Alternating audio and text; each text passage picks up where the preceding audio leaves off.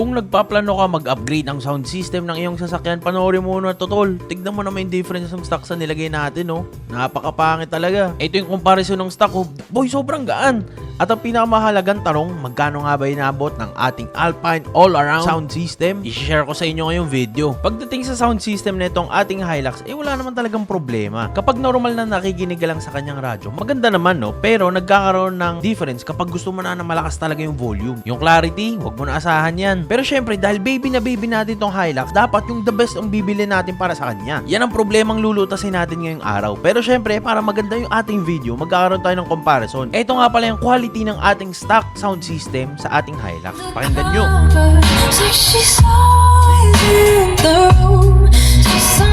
Ngayon, kung ako yung tatanungin, okay naman talaga siya, no? Wala naman problema sa kanyang sound system. Pero, ako kasi boys, malakas ako magpatugtog sa kotse. Mahilig ako sa mga boom beats, eh. Tsaka, isang pinaka-problema ko dito sa aking Hilux, yung kanyang head unit. Meron nga siyang Apple CarPlay, pero medyo lagi kasi yung kanyang interface, eh. Tsaka, alam naman natin, guys, na kapag stock head unit, mahina talaga yung buga ng mga sound. So, syempre, papalitan din natin to. Ngayon, boys, paparinig ko sa inyo kung ano nga ba yung sinasabi yung mga speakers, nababasag na yung kanyang tunog, eh.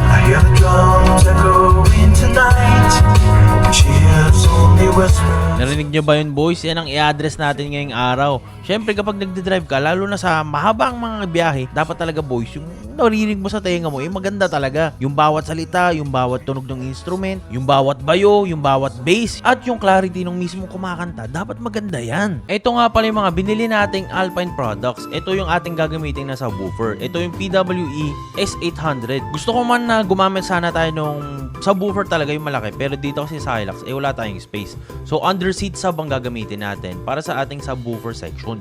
Ito naman yung ating head unit na ipapalit dito sa ating stock. So, from 7 inches, maging 9 inches na siya. Bakit nga ba ito yung pinili nating head unit? Kasi ito talaga yung head unit na legit na Android na, boys. Hindi na ito yung mga naglalaglag pa. Ito naman yung ikakabit nating speakers para sa harapan na mga pintuan natin. Mamaya, boys, ipapakita ko sa inyo kung gaano nga ba kapangit yung stock ng mga speakers na itong Hilux natin. At syempre, hindi mawawala yung ating mga amplifiers. Technically, pwede mo naman talaga ikabit yung mismo mga speakers sa head unit lang. Pero syempre, mas madiin kapag meron kang mga amplifiers tulad nito. At ito naman yung speakers na ikakabit natin sa mga rear doors. Ito, boys, medyo kakaiba to dahil meron na tong kasamang mga speakers at on top of speakers, tol. Paano nangyari yun? Sa mga nagtatanong saan nga ba natin pinapakabit to, dito lang to, boys, sa may Bulacan area, sa may Lacan Sound Solutions. Kahit sino naman, boys, pwede magkabit ng mga speakers kasi madali naman yan basta marunong ka sa electrical, tol.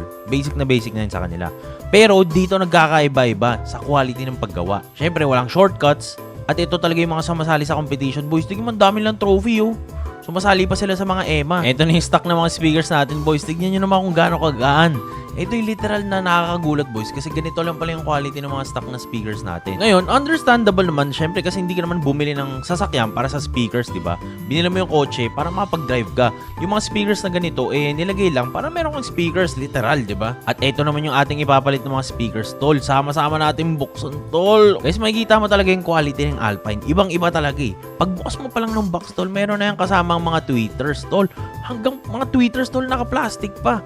Ito yung mismong speaker na ikakabit natin, boys. I-compare natin. Boy, ito talaga literal na mabigat. Parang may hawak na bato, eh. Ito nga yung naging reaction ko nung nabuksan ko na yung speakers natin. Mahilig din ako sa sounds, boss, pero hindi ko na-realize. Pangit pala talaga nito, no? Boy, ang gaan na ito. Tingnan mo yung tunog naman nito. Ito, ang bigat, eh. Tayo likod, ba? Ito, ang bigat naman nito. Build quality pa lang, sobrang layo na talaga. Parang lata, eh. Parang plastic lang ata ito, you know? Okay, para sa mga nagpaplano naman magpalit ng kanilang head unit, so from 7 inches na stock na head unit natin, maging 9 inches na tayo. So syempre magpapalit din tayo ng bezel. Ngayon, boys, kung nagpaplano kayo, meron na bibili na bezel mismo from Toyota. Yun yung mismo hanapin nyo para plug and play lang din kayo. Okay, silipin muna natin kung ano nang itsura ng ating Hilux. Dito sa harapan, boys, nakabit na nila yung ating speakers na panibago. Tapos, ito naman yung ating stock na head unit na tanggal na rin. Boys, tignan nyo kung gaano kabigat. Sobrang bigat talaga, parang yung mga makalumang TV, yung may malalaki pa, na mga kuba kung tawagin. Ito naman yung stock na mga tweeters natin dito sa ating Hilux. Dito yung nakalagay, boys. Ngayon, pag bumili ka ng speakers dito sa Alpine, meron na rin yung kasama mga tweeters. Ayun, boys, so, ang ganda tignan, di ba? Tsaka ang laki. Parang ang laki ng lahat, eh. Ito naman yung ating stock speakers dito sa ating likod. At ito yung ipapalit nating mga speakers para sa ating mga backseat na upuan. Again boys, ipapakita ko sa inyo kung ano talaga yung difference ng stock sa upgraded na mga speakers. Ito boys, mararamdaman mo talaga yung bigat eh. Tsaka meron siyang dedicated na mga tweeters na nakapatong oh. Though yung stock meron din naman, pero parang ano to, satellite? Satellite ba to? Nasa yarn? Ito yung ganda lang size difference boys oh. Tignan mo yung magnet sa likod. Yung stock sobrang liit. Eto tol, parang pwede mo nahatakan yung buong earth sa sobrang laki ng magnet tol. Boy, ang bigat. Pagkasipat mo pa lang talaga boy, alam mo na ano yung kalidad eh, di ba? Excited na talaga ako marinig yung mga quality ng mga speaker na to tol. Eto pala yung gagamitin nating head unit. Syempre from Alpine din. Unboxing muna natin boys para ramdam talaga natin kung yung ginastos natin. Syempre may mga manuals tayo na hindi ko naman binabasa dahil hindi naman ako nag-i-install, di ba? Ito yung kanyang itsura boys. At yung pinakaunang naramdaman ko talaga na difference boys, yung kanyang pagka-flat screen. Sobrang nipis niya lang boys at mararamdaman mo talaga yung bigat ng lumang head unit eh. At syempre maliban sa nagdagdag tayo ng 2 inches ng screen, syempre nawala na rin yung mga buttons natin.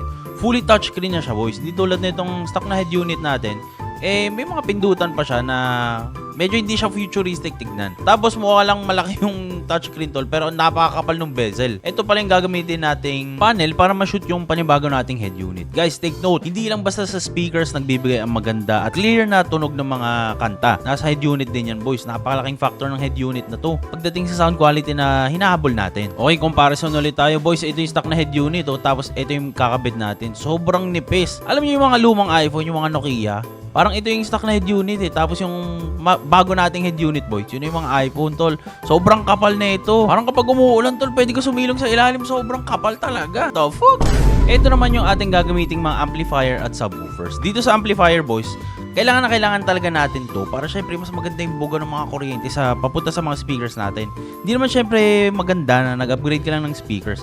I mean, nakakatulong siya no, pero mas makukuha mo talaga yung optimal na bato ng mga speaker kapag meron kang amplifier tulad nito. At ito naman yung gagamitin nating mga underseat subwoofer. Kapag wala kayong space guys, lalo na sa mga pickup trucks o sa mga sedan o sa mga subcompact na mga kotse, hatchbacks, ideal talaga na gumagamit lang ng mga underseat sub. Though hindi siya kasing bayo, pero syempre para sa akin, okay na yung ganitong quality. Tsaka tol, Alpine yan. Sa placement naman ng ating underseat sub, dito nilalagay boys sa passenger seat na harapan na side. So, tinanggal muna natin yung upuan para makabit natin ng maayos yung ating subwoofer. Sobrang bilis na proseso nga lang lahat. Syempre dahil alam na ng Lakan Sound Solution ang kanilang ginagawa. Dito lang kami medyo natagalan sa head unit kasi ito yung medyo may ma-wiring talaga. Ngayon, pakinggan natin ang kanyang quality. Dito pala boys, sa Lakan Sound Solutions, kapag nagpa-install kayo ng inyong sound system boys, pwede nyo rin ipatono dun sa mismong owner boys. Siyempre ako, pinatono ko na. Siyempre si Bossing kasi mas may alam sa sounds kaysa sa akin. Ako naman, gusto ko lang makinig-ginig, diba? Tol, naglabas pa siya ng mismong microphone. Tol, tingnan mo yung hawak nyo. Ano yan? Nilabas na yung mga instrumentong never ko pa nakita sa tanan ng buhay ko. At ito ang kinalabasan ng ating panibagong Alpine all-around sound system boys.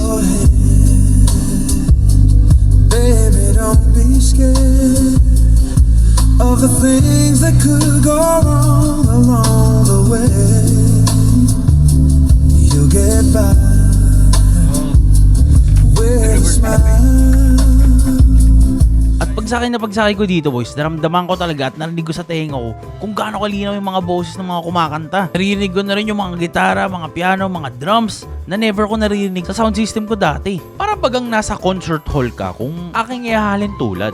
Okay boys, tapos na ang installation ng ating sound system para sa ating Hilux. Ngayon, ang mahiwagang tanong, magkano nga ba inabot lahat ng mga pinagkakabit natin dito sa ating sasakyan? Bago yan boys, mag-soundcheck muna tayo, tara. At ito pala yung ating kinabit na head unit boys. Tignan nyo naman kung gaano ka elegant talaga siya tignan. Nawala na yung mga botones nyo, diba? Kung naalala nyo dun sa luma nating head unit, may mga pinipindot pa siya. Dito boys, touchscreen na lahat. Tsaka makikita nyo, yung pagka-bezel talaga, sobrang nipis. At yung pinaka-favorite ko na nagbago dito sa ating head unit boys, sobrang responsive niya na. Ito talaga literal na Android hindi na yung mga Androidan lang. Pucha, naglalag pa pag tapos ng update. Sobrang daming settings mo na pwede baguhin dito sa head unit to tol. Pucha, hindi ko na maintindihan yung iba. Pwede mo baguhin yung mga equalizer, yung mga sound system, pwede mo rin baguhin. May settings din. Pwede mo rin lagyan ng wallpaper tol. Literal na Android head unit. Parang may iPad na Android eh. Dito pwede ka na rin mag-YouTube, pwede ka na rin mag-Netflix habang nanonood. Dati kasi boys, kapag dinrive mo, mawawala yung display. Dito habang nanonood nanonood, pwede ka nang manood ng movies, mag-podcast, pwede na rin. Syempre boys, para sa pasahero mo yan. At pakinggan naman natin yung kanyang sound quality. Napapansin ko talaga dito, yung boses, mas malinaw. Yung mga instruments, yung mga gitara, yung mga drums, mas malinaw lahat. Kumbaga naririnig ko na yung clarity ng bawat tunog. Tapos syempre nagkaroon na rin tayo ng bass. Tapos ang pinakamalaking difference dito boys, kapag tinodo mo yung volume, ganun na ganun pa rin yung kanyang sound quality. So halos walang nagbago. Papakita ko naman sa inyo ano yung mga itsura ng mga kinabit natin. So ito yung tweeters. Dito natin kinabit yung ating panibagong tweeters. So tinanggal lang yung luma, pinalitan ng bago. Pagdating naman dito sa speakers natin, halos same na same pa rin yung itsura niya, walang nagbago. Pero pagdating sa sound quality tol, ang layo talaga. Dito naman sa likod, dito natin nilagay yung ating speakers na may tweeters din sa loob. Ayun, papakita ko sa inyo boys. Lahat ng speakers na kinabit natin dito sa ating Hilux boys, yung quality talaga from Alpine. Yung amplifiers naman natin boys, dito natin nilagay sa backseat. Kung makikita nyo, medyo slanted siya. Diyan lang kasi may nakikita kaming space para paglagyan ng amplifier Yung subwoofers, dito naman natin nilagay sa ilalim ng passenger seat. Ayun boys, katabi ng driver. Kung maglalagay kayo ng underseat boys, tapos wala naman kayo masyadong mga angkas talaga, ilagay nyo dun sa pasahero para hindi kayo nakikiliti sa puwet. And ang best thing na nakabit dito, yung ating head unit talaga boys. Ito yung major upgrade talaga para sa akin. At syempre, ang inaantay ng lahat, magkano nga ba inubos natin para mabili tong mga Alpine products na to. Ilalagay ko na lang yung prices dito boys. Tapos kayo na bahala mag-add tol, kasi pag pinag-add ko yan, putya baka magulat tayong lahat. Ngayon, kung ako yung tatanungin, kung worth it ba yung upgrade natin tol, lalo na sa akin na mahilig ako mag-sound sa aking sasakyan boys, nako, baka mag-spend pa ako ng mas marami pa dito. Kulang pa nga to para sa akin, kulang pa tayo ng speakers para dun sa tabi ng tweeters Yun talaga sana yung habol ko, pero syempre, nagkulang na tayo ng budget. So kung naghanap kayo ng mga quality na speakers boys, huwag na kayo maghanap ng iba. Diretso na kayo sa Alpine.